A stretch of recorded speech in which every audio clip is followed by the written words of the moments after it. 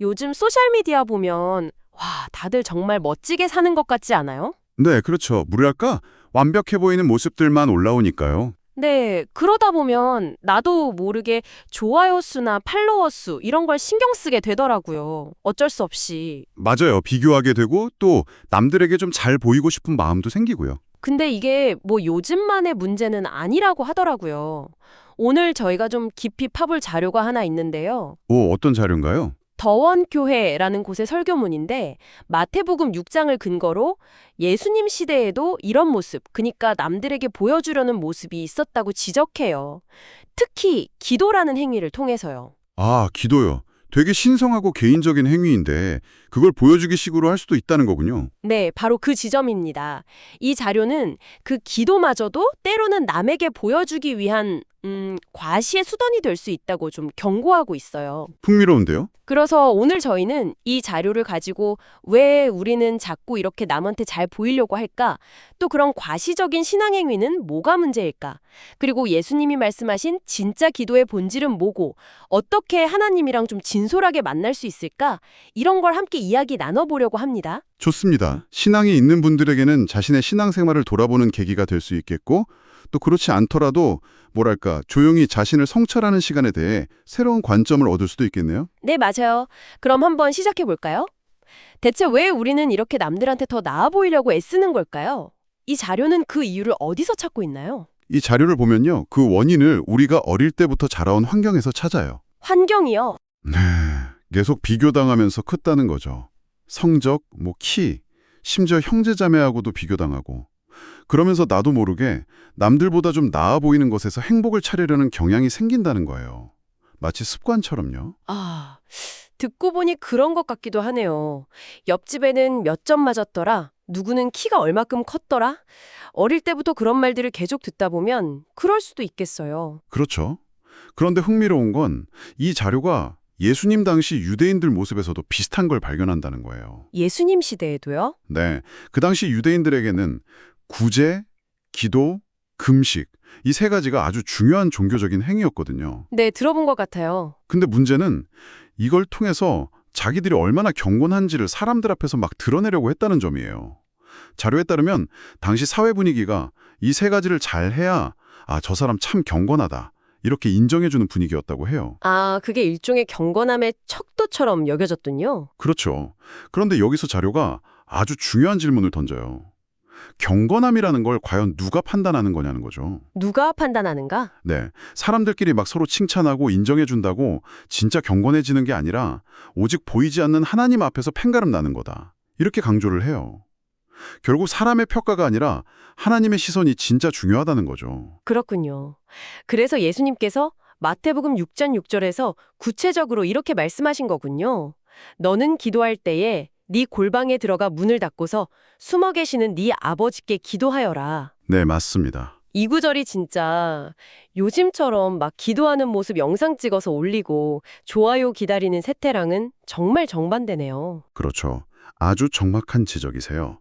이 자료도 남들의 시선을 의식하는 행위의 문제점을 바로 거기서 찾아요. 어떤 문제점인데요? 그렇게 남들 시선을 자꾸 의식하다 보면 기도의 대상인 하나님보다는 점점 사람들의 반응, 그러니까 좋아요 수나 댓글 같은 거에 더 민감해진다는 거예요. 아, 초점이 바뀌는군요. 네, 결국에는 이런 외적인 인정에 자꾸 신경 쓰다 보면 하나님과의 진정한 연결 자체가 방해받고 신앙의 어떤 핵심, 그 본질이 흐려질 수 있다. 이렇게 이야기하는 거죠. 하나님과의 연결을 방해한다. 이거 정말 중요한 지적인데요.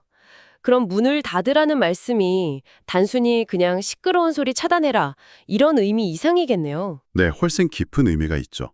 자료에 따르면 문을 닫으라는 건 TV 소리나 핸드폰 알림 같은 물리적인 소음을 차단하는 걸 넘어서는 거예요. 넘어서요? 네, 다른 사람들한테 보여주고 싶은 마음, 저 사람 기도 열심히 하네, 칭찬받고 싶은 욕구, 그러니까 외식하려는 그런 태도까지 포함해서 모든 외부적인 자극, 심지어 내 안에 그런 소란스러운 마음까지 다 차단하라는 의미로 해석해요. 와, 내면의 문까지 닫으라는 거군요. 그렇죠. 그리고 그렇게 외부와 딱 단절하고 나서는 비록 눈에는 보이지 않지만 우리 가까이에 숨어 계시는 하나님께 온전히 집중하라는 거죠. 자료에서 든 비유가 참 재밌는데 라디오 주파수를 딱 맞춰야 깨끗하게 들리잖아요. 네, 그렇죠. 99.9MHz? 뭐 이렇게. 네. 그것처럼 우리의 기도가 다른 어떤 대상이나 잡념이 아니라 오직 하나님께 정확하게 딱 조율되어야 한다는 거예요.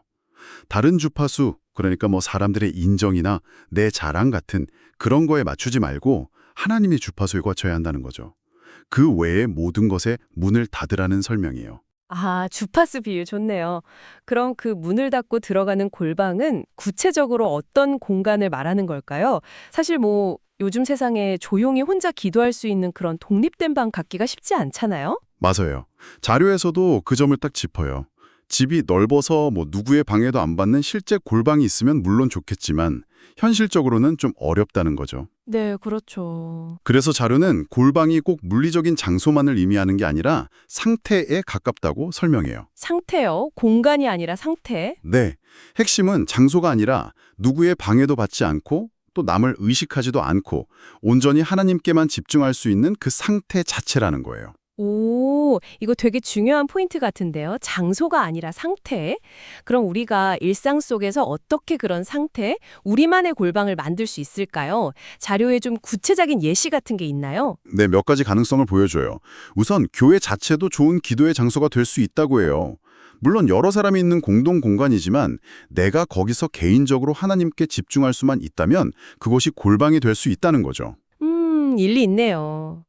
그리고 자료에선 뭐 에어컨도 나오고 가끔 간식도 있어서 기도하기 편하다는 아주 현실적인 이야기도 덧붙여요. 하하, 네, 현실적이네요. 하지만 더 중요한 예시들은 일상 속에서 찾을 수 있어요. 예를 들면 로렌스 형제라는 분이 있는데 이분은 부엌에서 혼자 설거지하면서 그 시간을 하나님과 깊이 만나는 골방으로 삼았다고 해요. 설거지 시간이요? 와. 네. 또 운전할 때 핸들 잡고 찬양하면서 운전하는 그 순간도 골방이 될 수 있고 조용히 공원을 산책하는 순간도 나만의 골방이 될 수 있다는 거죠. 운전 시간, 산책 시간.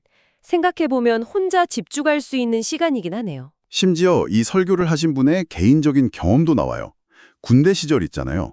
네. 여러모로 불편하고 제약이 많은 환경인데 오히려 그때가 자기 인생에서 가장 하나님께 집중했던 골방의 시간이었다고 회고해요. 예배가 너무 소중하고 하나님 만나는 게 너무 간절했기 때문이라고요. 와, 군대에서요? 진짜 환경이 중요한 게 아니네요. 그렇죠.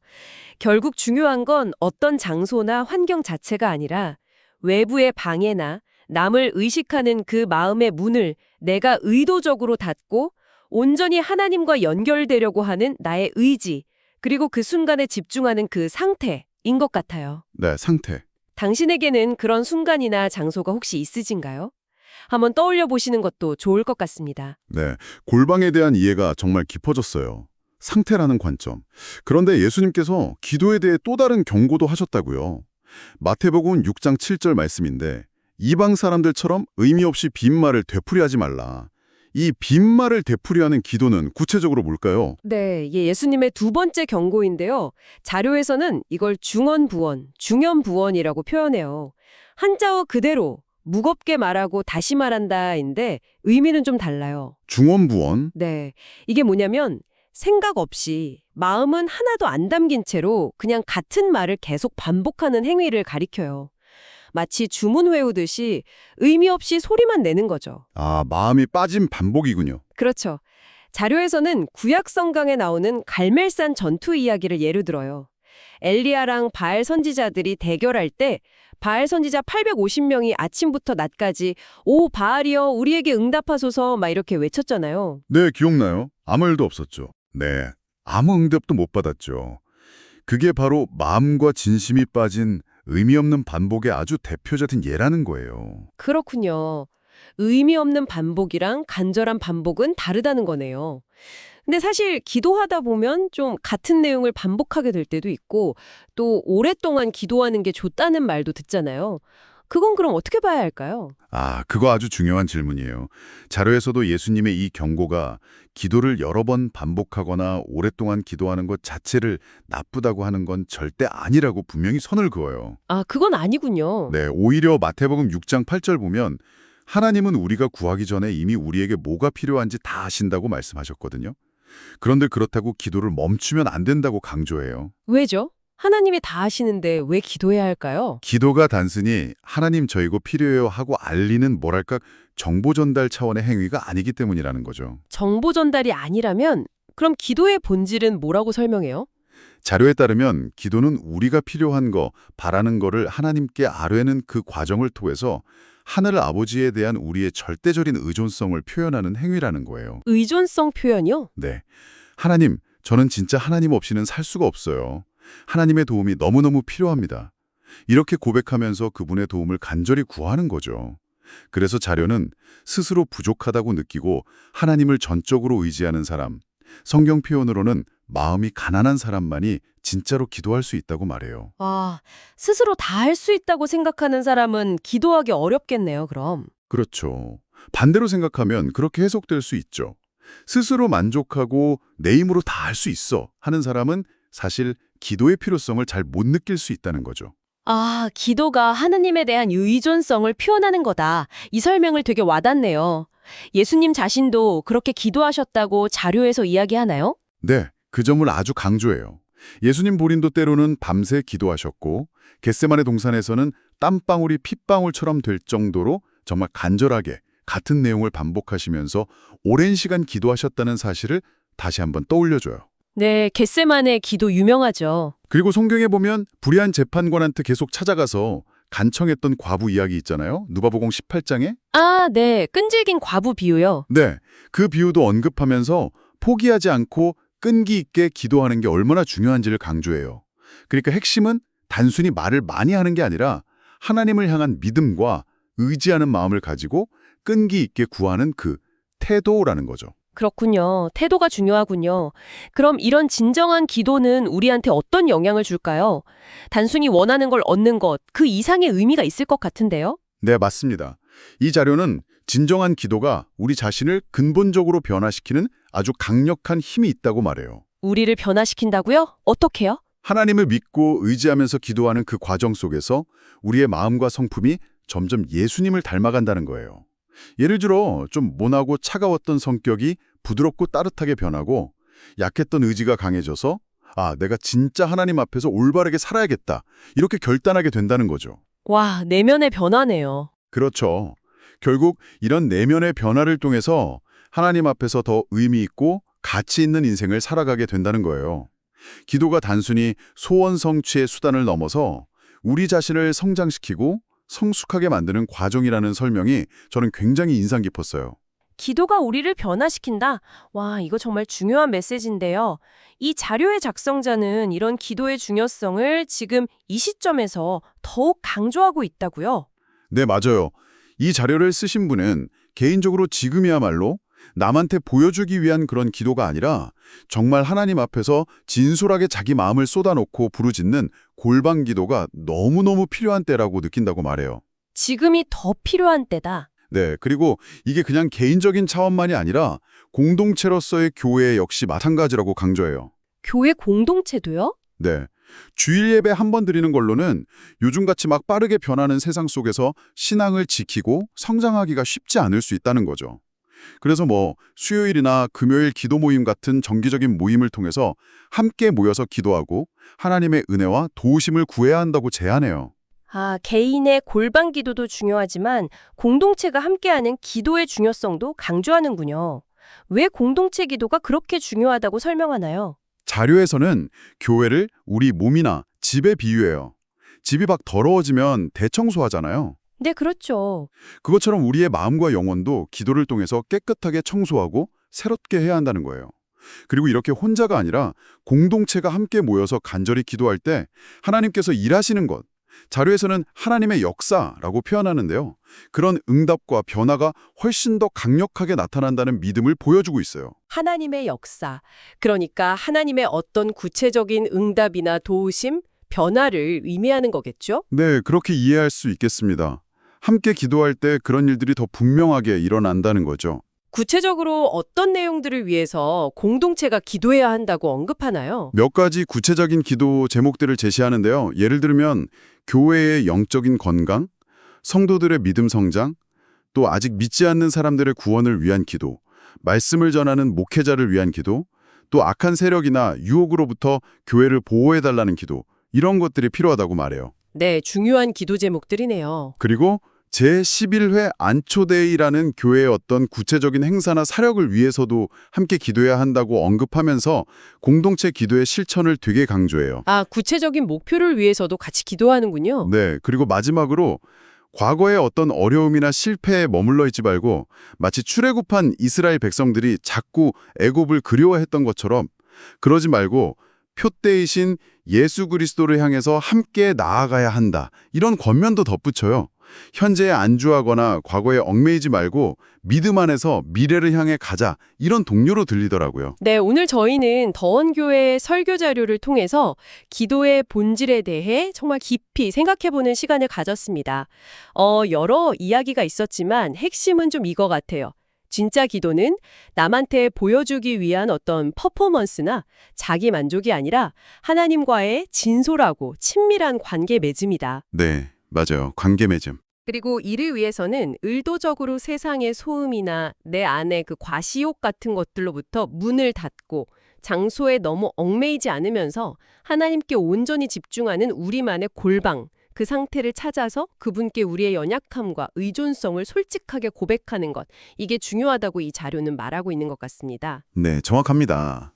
그리고 그렇게 드리는 기도는 단순히 내가 원하는 걸 얻어내는 수단을 넘어서 우리 자신을 변화시키고 성숙하게 만들고 결국 더 의미 있는 삶으로 이끌어주는 힘이 있다는 점, 이것도 기억해야 할 아주 중요한 통찰인 것 같아요. 네, 변화시키는 힘. 그리고 혼자 드리는 골방 기도도 물론 중요하지만 믿음의 공동체가 함께 모여서 서로를 위해 또 공동의 목표를 위해 기도할 때 더 큰 영적인 힘을 발휘할 수 있다는 메시지도 상당히 인상적이었습니다. 맞아요. 개인과 공동체 둘 다 중요하네요. 네, 기도가 개인의 깊은 성찰과 공동체의 따뜻한 연대를 모두 아우르는 행위라는 걸 잘 보여주는 것 같아요. 이 자료는 하나님이 우리의 머리카락 숫자까지 다 아실 정도로 우리 한 사람 한 사람을 정말 세밀하게 아시고 깊은 관심을 가지고 계신다고 전합니다.